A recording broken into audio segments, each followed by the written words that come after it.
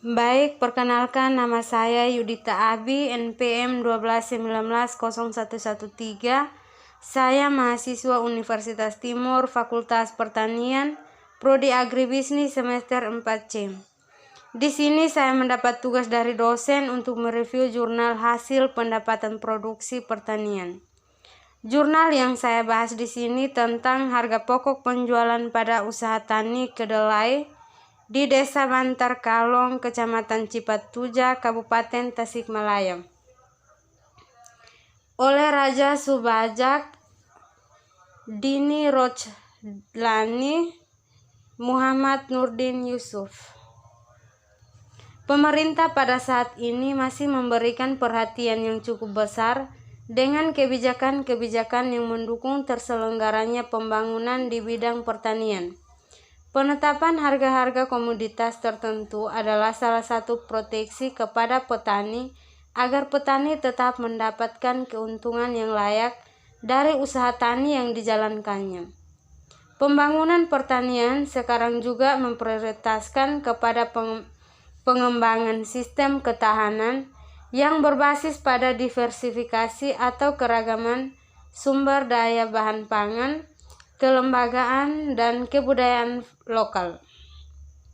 Hal ini dilakukan dalam rangka menjamin ketersediaannya pangan dan nutrisi dalam jumlah dan mutu yang dibutuhkan pada tingkat harga yang terjangkau dengan memperhatikan pendapatan serta peningkatan produksi yang sesuai dengan potensi dan sumber daya alam yang dimiliki oleh suatu daerah.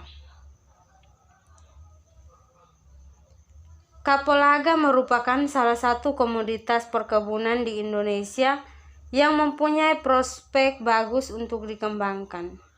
Tujuan pengembangan kapulaga diantaranya meningkatkan produksi, produktivitas, dan mutu hasil, mengembangkan keanekaragaman usaha yang menjamin kelestarian fungsi dan manfaatnya, meningkatkan efektivitas dan efisiensi pelayanan.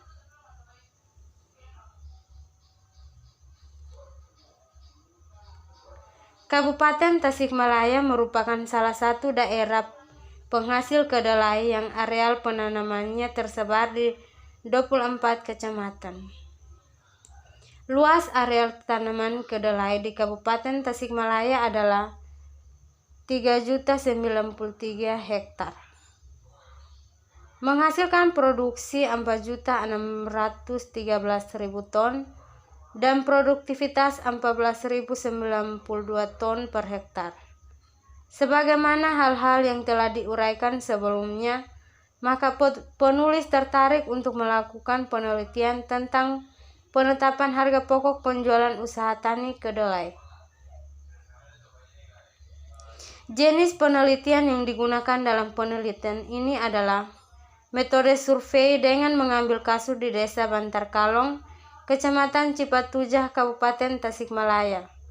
Metode survei merupakan metode formal untuk memperoleh informasi yang sama atau sejenis dari berbagai kelompok atau orang yang terutama ditempuh dengan kuesioner sebagai alat pengumpulan data yang pokok.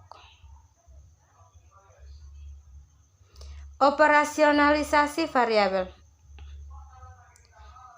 Variabel-variabel dioperasionalisasikan dalam penelitian ini meliputi: yang pertama, petani kedelai adalah orang yang melakukan kegiatan usaha tani kedelai yang bertujuan untuk memperoleh keuntungan dari usaha tani yang dijalankannya. Yang kedua, luas lahan adalah luasnya lahan yang digarap oleh petani dalam melaksanakan usaha tani kedelai yang dihitung dalam satuan hektar atau HA. Yang ketiga, satu musim tanam dihitung dari mulai persiapan lahan, penanaman, pemeliharaan sampai panen, yaitu selama 3 bulan. Yang keempat, biaya produksi. Biaya produksi adalah biaya yang digunakan dalam proses produksi usaha tani kedelai yang dihitung dalam Rp1 per 1 kali musim tanam. Biaya tersebut meliputi A. Biaya tetap. Biaya tetap terdiri dari pajak bumi bangunan, penyusutan alat hitung, bunga modal, dan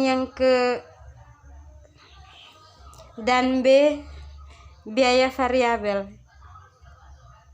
Biaya variabel terdiri dari benih, pupuk, pestisida, tenaga kerja, produksi, penerimaan, harga jual, pendapatan, R/C, harga pokok. Teknik penarikan sampel dalam penelitian ini yaitu dilakukan secara sengaja pada petani kedelai di Desa Bantar Kalong, Kecamatan Cipatuja, karena memiliki lahan paling luas, banyak, dan produktivitas paling tinggi.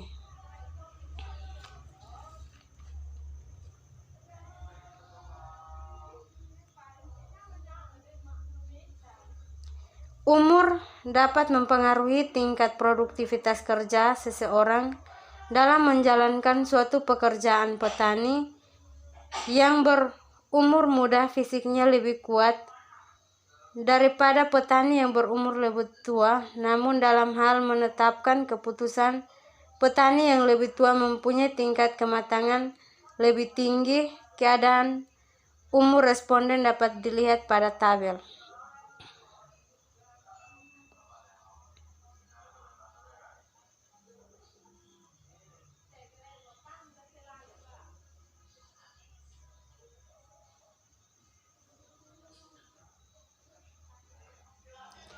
Kesimpulan, berdasarkan hasil dan pembahasan yang telah dilakukan dapat diambil kesimpulan. Yang pertama,